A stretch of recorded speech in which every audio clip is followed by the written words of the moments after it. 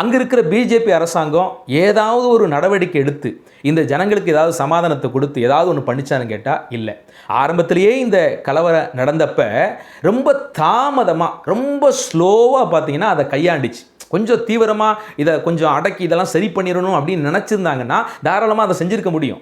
ஆனால் இவங்க எப்போவுமே இந்த அரசாங்கத்தை பற்றி உங்களுக்கே தெரியும், இந்த மத வெறுப்பு அரசியலை எப்போ செய்கிறோமோ அப்போ எல்லாம் இப்படி தான் தேசம் நாசமாக போகும்.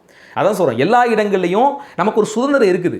நாம் ஒரு தெய்வத்தை விரும்பி வழிபடுறதுக்கு எல்லாருக்கும் உரிமை இருக்குது. அந்த தெய்வத்தை பற்றி மற்றவர்களுக்கு சொல்வதற்கு எல்லாருக்கும் உரிமை இருக்குது.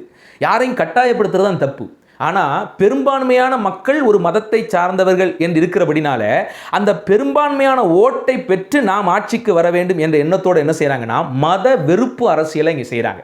ஒரு குறிப்பிட்ட சிறுபான்மையாக இருக்கிற அந்த மக்களை, அது ஜாதியாக இருந்தாலும் மதமாக இருந்தாலும் பெரும்பான்மையான இருக்கிற மக்களுக்கும் அவங்களுக்கும் அந்த சண்டையை கலவரத்தை உண்டு பண்ணி அதில் ஒரு குளிர். ஏன்னா பெரும்பான்மையான ஜனங்கள் அங்கே யார் இருக்குதா? மைத்தியின ஜனங்கள். அப்போ அவங்க ஓட்டு போட்டாலே நம்மளால் ஜெயிக்க முடியுங்கிறப்ப அவங்களுக்கும் கொஞ்சம் லாயலாக நடப்போம் அப்படிங்கிற பார்வையோடு பாஜக அரசு அங்கே செயல்படுகிறது என்பதை நம்மளால் பார்க்கும்போதே தெரியுது. இதை நான் சும்மா சொல்லலைங்க. இப்போ பார்த்தீங்கன்னா ஃபுல் அண்ட் ஃபுல் அங்கே ஆயுதம், துப்பாக்கியெல்லாம் எப்படி வந்துச்சு? ஒரு தேசத்தை கடந்து ஒரு நாட்டினுடைய ஆளுமையை கடந்து துப்பாக்கி கலாச்சாரம் வெகுவாக எல்லார் கையிலையும் இப்போ அங்கே துப்பாக்கி இருக்குது. இவ்வளோ பெரிய கலவரம், 3 பாஸ்டர்கள் அங்கே துப்பாக்கி முனையில் கொலை செஞ்சிருக்கிறாங்க, பல பேரை சுட்டு கொள்றாங்க, ஆயுதங்களால் மிரட்டுறாங்க, வீடுகள் சூறையாடப்படுறது, தேவாலயங்கள் அங்கே இடிக்கப்படுகிறது, இவ்வளோ பெரிய கலவரங்கள் நடக்குது. அப்படிங்கிறப்ப அவங்க கையில் எப்படி ஆயுதங்கள் போணுச்சு யோசிச்சு பாருங்க. அப்போ ஆயுதங்களை கட்டுப்படுத்த வெகுஜன மக்களுக்கு அது போய் சேராமல் இருக்க இவங்க எந்த நடவடிக்கை எடுத்தாங்க அப்படிங்கிறது தெரியலை. கேட்டால் எடுத்தோம் ஆனால் செய்ய முடியல, இது ஒரு பேச்சா? இப்போ ஆரம்பத்திலேயே இந்த கலவரம் நடக்காதபடி தடுக்கவும் என்ன செய்யலை, அவங்க பெருசாக முயற்சி செய்து தடுக்கலை, அதுலேயும் கோட்டை விட்டுட்டாங்க. அடுத்து துப்பாக்கி ஃபுல்லாக உள்ளே பூந்துருக்குது, அதை தடுக்கவும் இவங்களால் முடியல. அப்புறம் என்ன ஆச்சு, இவங்க என்ன செய்ய போகிறாங்கன்னு தெரியல.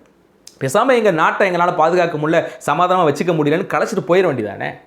சும்மா ஆளுமை மட்டும் வேணும், ஆனால் மக்களை நாங்கள் சரியாக பார்க்க மாட்டோம் அப்படிங்கிறது என்ன அர்த்தம் அப்படின்றது தெரியலை. அதனால் தயவு செய்து இந்த மாதிரி மத அரசியலை கைவிடணும், ஜாதி அரசியலை கைவிடணும். இந்த ஜாதியும் மதமும் என்றைக்குமே நம்மளை அழிச்சிடும். சகோதரத்துவமாக வாழ்ந்து கொண்டு இருக்கின்ற வெறுப்பை விதைச்சு என்ன செய்கிறாங்கன்னா ஒருத்தருக்கு ஒருத்தர் அடிச்சுக்கிற மாதிரியான ஒரு அரசியல் போக்க சில கட்சிகள் செயல்படுகிறது. அந்த மாதிரி கட்சிகள்லாம் மக்கள் இனங்கண்டு கொண்டு அழித்தால்தான், அந்த மாதிரி கட்சிகளை புறம் தள்ளினால்தான் இந்த மாதிரி கலவரங்கள் ஏற்படாது. ஓரளவுக்கு தமிழகத்தில் மக்கள் கொஞ்சம் விழிப்புணர்வாக இருக்கிறாங்க, அந்த வெளிச்சம் கொஞ்சம் இருக்குது, அந்த சக மனிதர்களை நேசிக்கிற அந்த பண்பு இருக்கிறனால தான் தமிழகம் கொஞ்சம் தப்பிச்சு வருது.